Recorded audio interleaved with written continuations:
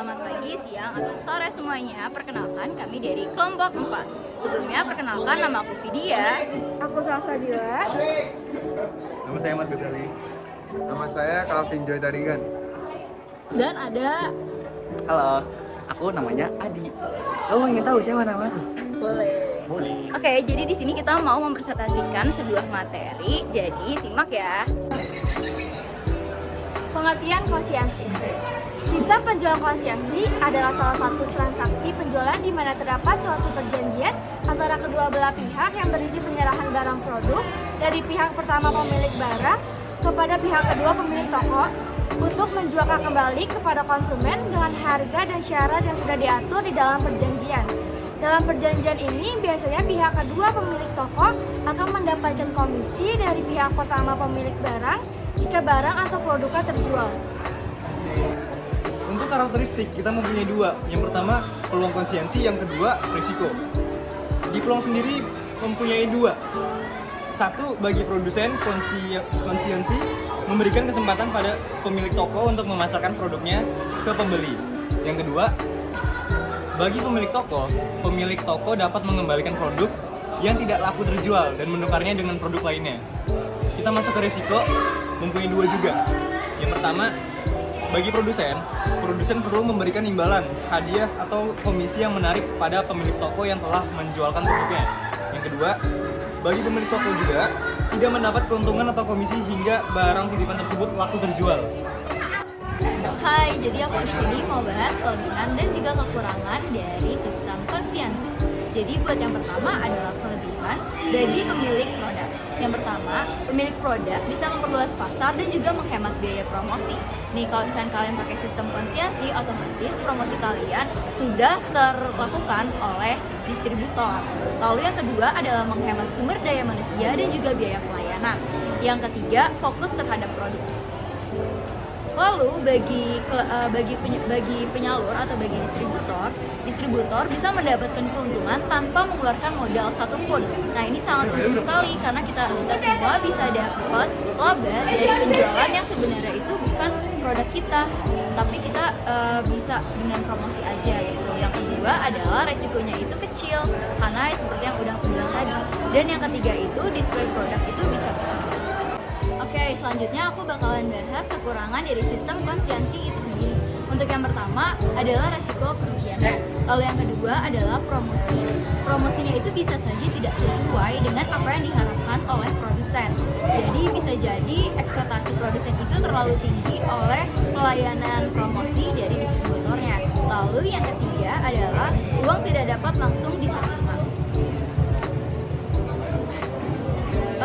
Yang kedua, yaitu kita akan membahas tentang kekurangan bagi penyalur atau distributor.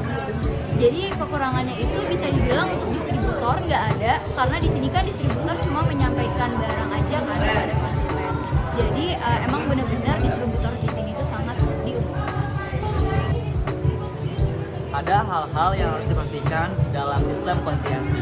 Yang pertama itu lokasi yang strategis. Ciri lokasi yang strategis: 1. Berada di pusat kota dan mobilitas rendah. Kedua, berada di pemukiman penduduk. Yang ketiga, ramai dikunjungi. Yang keempat, memiliki akses yang mudah seperti jalanan yang mudah untuk dilewati. 5. Memiliki keamanan yang tinggi. Yang keenam, memiliki kebersihan dan area parkiran cukup.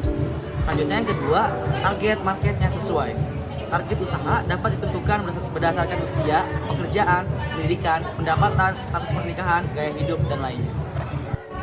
Oke guys, jadi di sini gue akan menjelaskan tentang cara pembayarannya. Jadi di sini ada beberapa cara bayarnya, yaitu yang pertama ada tunai, rekening terbuka atau yang sering disebut juga pembayaran kemudian, terus wesel, lokaso, terus konsinyasi, lalu yang terakhir ada letter of credit. Selain itu ada juga perancangan pemasaran dengan sistem konsinyasi. Yang pertama itu menerapkan promo dan mekanisme kerjasama yang menarik. Yang kedua, melakukan riset untuk memilih toko penyalur yang tepat. Yang ketiga, perbanyak jumlah toko penyalur yang akan diajak bekerja sama. Yang keempat, ada manfaatkan momen yang tepat untuk menjual produk. Yang kelima, yaitu pastikan produk yang dijual memenuhi selera pasar yang dituju. Karena memperhitungkan dengan mata dan ambil peluang yang ada. 7. Lakukan pembagian dan pemetaan area distribusi bisnis konsiansi kalian. 8. Lakukan monitoring. 9. Pastikan toko penyalur kredibel. 10. Usahakan produk yang dijual berbeda dan unik. 11. Perencanaan keuangan. Dan yang terakhir, punya business plan atau perencanaan bisnis. Selesai. Nah, karena tadi kita udah tahu apa itu sistem konsiansi, karakteristik, kekurangan, kelebihan, dan cara merancangnya. Jadi di sini aku mau simpulin kalau misalkan sistem konsiansi untuk pasar global itu berarti suatu perjanjian antara kedua belah pihak yang berisi penyerahan barang dari pihak pertama kepada pihak kedua untuk menjualkannya kembali kepada konsumen dalam sektor atau dalam rencana global. Jadi di sini penjualannya itu bukan terbatas hanya di suatu wilayah atau hanya di suatu daerah atau hanya sesama tetangga, tapi di sesama antar negara juga bisa. Kayak gitu guys.